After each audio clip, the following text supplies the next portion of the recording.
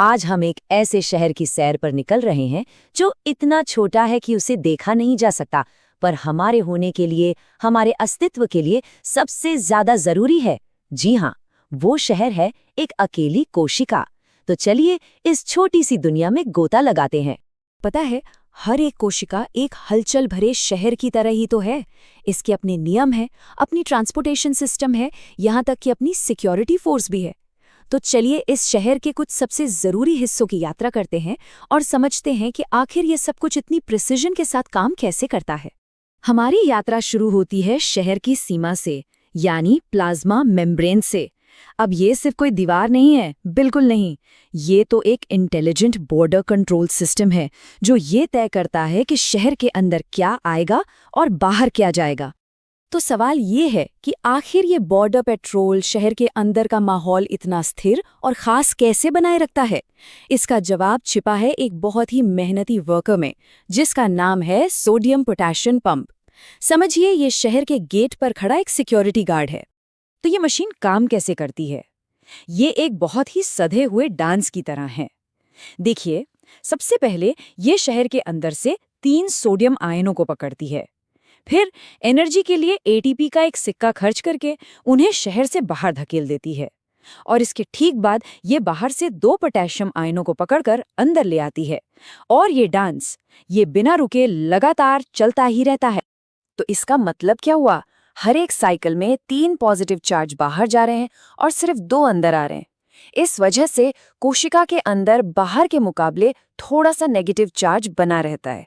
और ये जो छोटा सा इम्बैलेंस है ना, यही हमारी नसों के काम करने और मांसपेशियों के सिकुड़ने के लिए बेहद जरूरी है। अच्छा, एक शहर में सब कुछ हमेशा तो नहीं रहता।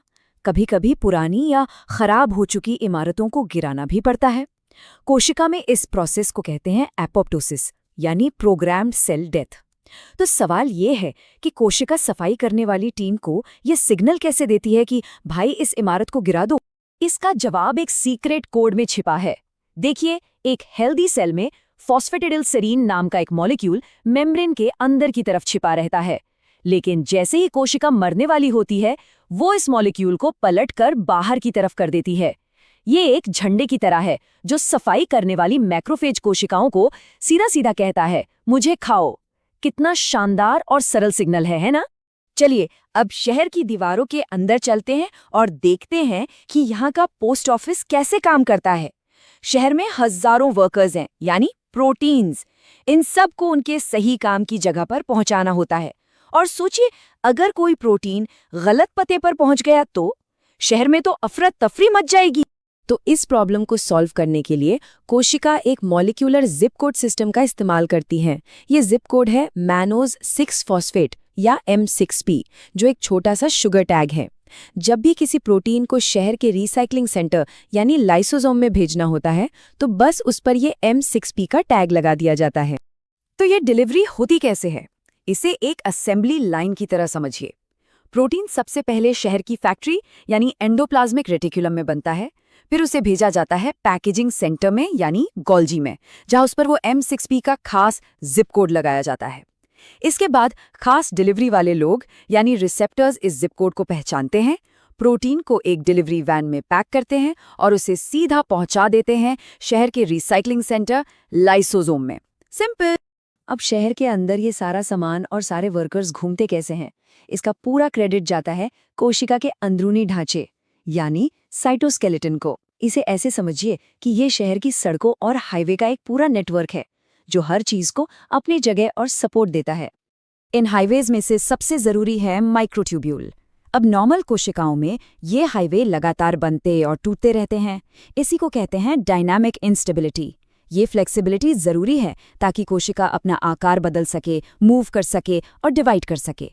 लेकिन जरा सोचिए, क्या होगा अगर ये हाईवे हमेशा के लिए जाम हो जाएं, एक जगह जम जाएं? सारा ट्रैफिक रुक जाएगा। ये तो एक समस्या लगती है ना? पर क्या हो अगर हम जानबूझकर इन हाईवे पर एक परमानेंट रोड ब्लॉक बना दें? ये किसी मेडिकल ट्रीटमेंट की तरह कैसे काम कर सकता है, खासकर कैंसर जैसी बीमारी में? और यहीं पर टैक्सोल जैसी दवा अपना कमाल दिखाती है। देखिए, कैंसर कोशिकाएं बहुत तेजी से डिवाइड होती हैं।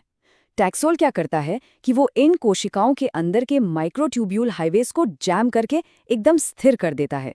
अब इस जैम के कारण कोशिका अपने क्रोमोसोम्स को अलग ही नहीं कर पाती और बढ़ने का प्रोसेस बीच में ही रुक जाता है। नतीजा, कैंसर कोशिका आखिरकार मर जाती है। हमारी यात्रा का आखिरी पड़ाव है शहर की सबसे सुरक्षित जगह, सिटी हॉल, यानी कोशिका का न्यूक्लियस। यहीं पर शहर का ब्लूप्रिंट यानी डीएनए संभाल कर रखा जाता है और यहीं पर शहर के बढ़ने और विकास से जुड़े सबसे बड़े फैसले लिए जाते हैं। शहर का सबसे बड़ा फैसला कि अपने ब्लूप्रिंट की कॉपी कब बनानी है और एक नया शहर बनाने के लिए डिवाइड कब होना है। ये कोई छोटा-मोटा फैसला नहीं है। और इस प्रोसेस को कंट्रोल करने के लिए सिटी हॉल के दरवाजे पर एक बहुत ही सख्त गार्ड खड़ा है, रेटिनोब्लास्टोप्रोटीन या आरबी। ये एक मॉलिक्यूलर स्विच की तरह काम करता है। जब तक कोशिका डिवाइड होने के लिए तैयार नहीं होती, तब तक एक्टिव आरबी प्रोटीन E2F नाम के एक दूसरे मॉलिक्यूल को कसकर पकड़े रहता है, उसे काम करने से रोकता है। लेकिन जैसे ही कोशिका को सही सिग्नल मिलते हैं, आरबी को इनएक्टिव कर दिया जाता है और वो E2F को छोड़ देता है। अब E2F आज़ाद है और वो उन सभी जीन्स को चालू कर देता है जो डीएनए की कॉपी बनाने के लिए ज़रूरी हैं। एक बहुत ही सटीक सिक्योरिटी चेक है ये। तो शहर के दरवाजों पर आयन पंप से लेकर डिलीवरी के लिए जिप कोड तक और कोशिका विभाजन को कंट्रोल करने वाले सिक्योरिटी गार्ड तक, एक बात तो साफ है कि कोशिकाएं सीक्रेट कोड्स और सिग्नल्स की भाषा में बात करती हैं। और ये हमें एक बहुत बड़े सवाल पर लाके छोड़ देता है। क्या होता है जब ये संदेश खो जाते हैं या गलत समझ लिए जाते हैं? बस यहीं से स्वास्थ्य और बीमारी के बीच की रेखा धुंधली होने लगती है।